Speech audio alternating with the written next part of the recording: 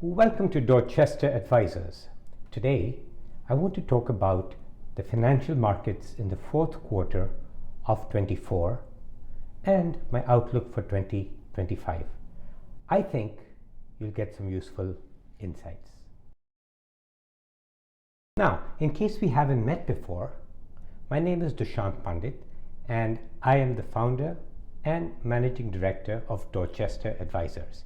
Here, we help individuals and families to build solid retirement portfolios that are capable of providing them with enough money to sustain their lifestyle through retirement. So, what happened in Q4? Well, all the widely followed asset classes were rather lackluster in Q4, but for the entire year, they showed strong results, especially the US equities as measured by the S&P 500. And this was on the heels of a very strong 2023. Now, at Dorchester Advisors, by the way, we look at 5 asset classes. These are cash, bonds, equities, real estate, and commodities. Pretty much the entire investable universe available to professional investors. Now, the most significant event for Americans in Q4 was, of course, the US election. The results are now known, and investors are busy digesting what the new administration will do and accomplish. Now, previous research over the past many decades has shown that investment markets are quite agnostic to the president and the parties in power over the long term. But near term, speculation is a popular activity. And in my opinion, it's rather unproductive for an investor who's focused on creating a secure investment, a retirement, and a legacy.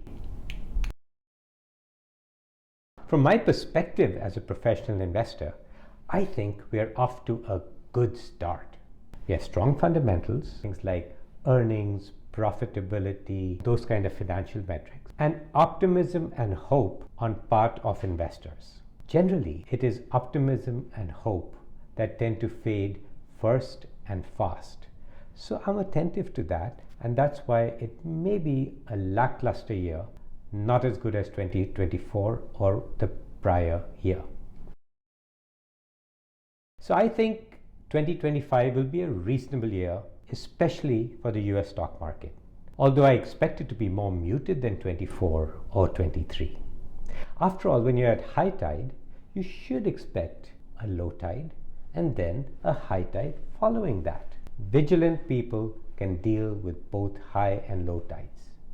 The same goes for navigating investment markets. I think a steady hand is a good investment strategy, not so much simply buy and ignore, as is so popular in the media.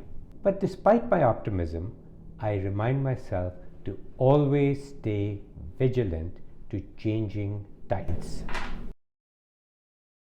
So rather than focus on short-term imponderables or promises like crypto or the untested new technology, DeepSeek, and by the way, DeepSeek, I think is a terrific name for a search engine.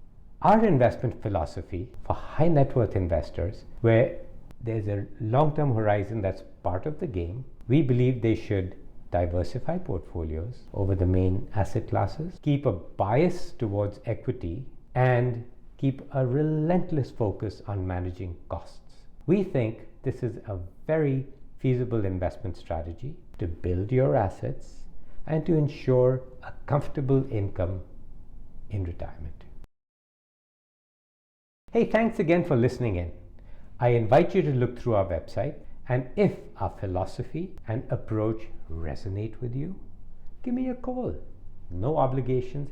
I love talking all things investing. Thank you. Good luck.